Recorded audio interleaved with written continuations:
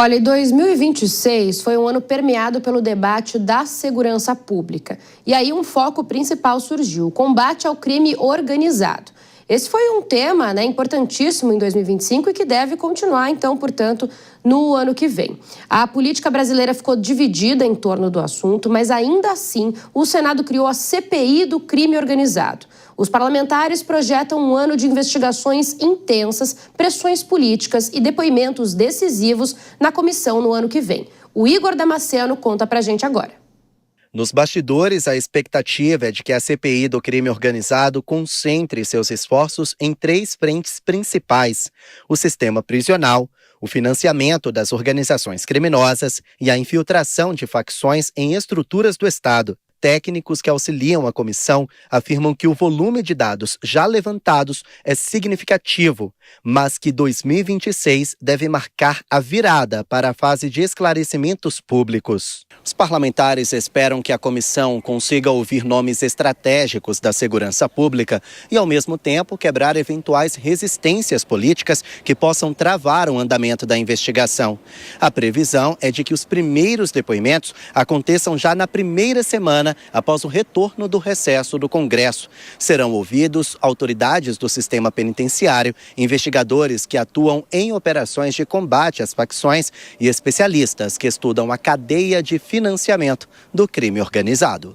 Durante a sessão que ouviu o diretor-geral da Polícia Federal, Andrei Rodrigues, o presidente da CPI, senador Fabiano Contarato, questionou a PF sobre políticos envolvidos em facções criminosas. Por exemplo, um furto ou um roubo em determinado país, na minha avaliação, não quer dizer que aquela facção esteja atuando de maneira orgânica no país. Mas então vou ser mais objetivo.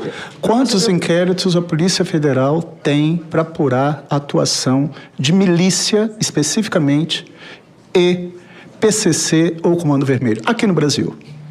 Porque, por força do artigo 144, parágrafo 1º da Constituição Federal... Já no depoimento do promotor de justiça do Ministério Público de São Paulo, Paulo Lincoln Gaquia, foi apontado que o crime organizado tem se expandido cada vez mais pelo Brasil por causa de brechas na segurança pública, ausência de fiscalização e fragilidade estrutural do Estado. Para nós é crucial que tenhamos, como eu disse, quando falta regulamentação e falta fiscalização, nós temos essa brecha que é ocupada pelas organizações criminosas. No caso das fintechs, houve uma regulamentação parcial agora por parte da Receita, que ia iniciar só em 2029, quer dizer, então isso já é decorrência da Operação Carbono Oculto e de outras que tivemos em São Paulo, mas a questão das criptos precisa ser urgentemente regulamentada. Enquanto isso, a oposição pretende pressionar por convocações mais amplas,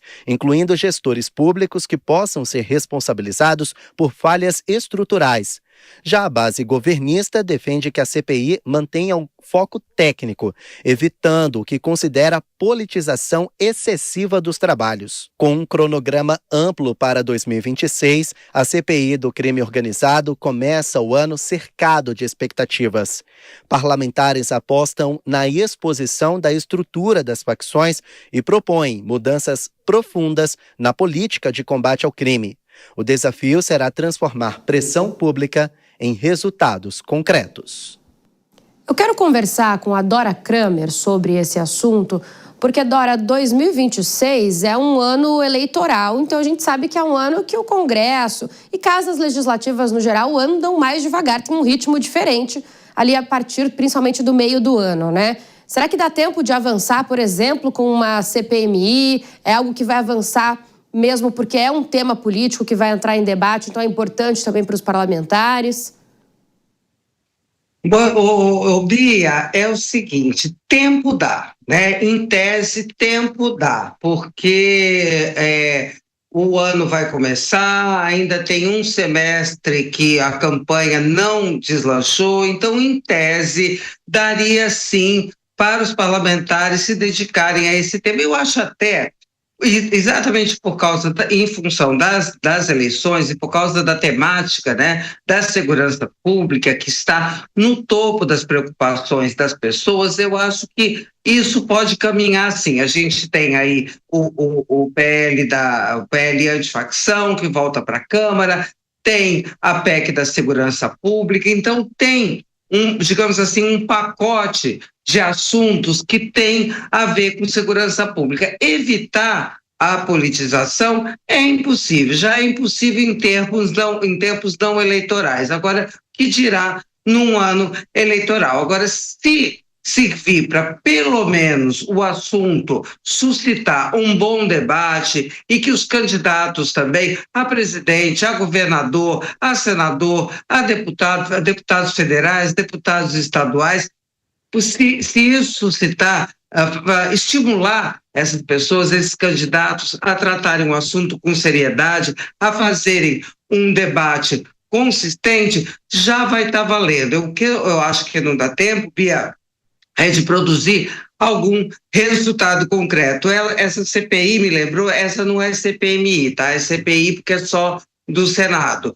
Me lembrou a CPI das milícias, que foi feita aqui no Rio em 2008, até projetou o então deputado Marcelo Freixo, não impediu que as milícias crescessem. De lá para cá, as milícias cresceram muito, mas produziu um inventário de dados muito importantes. Então, por menos que se produza numa discussão, numa instância como essa, num ambiente como esse, de grande visibilidade, pelo menos isso pode contribuir para que dados sejam expostos, até pessoas sejam expostas, pessoas ligadas ao poder público, enfim.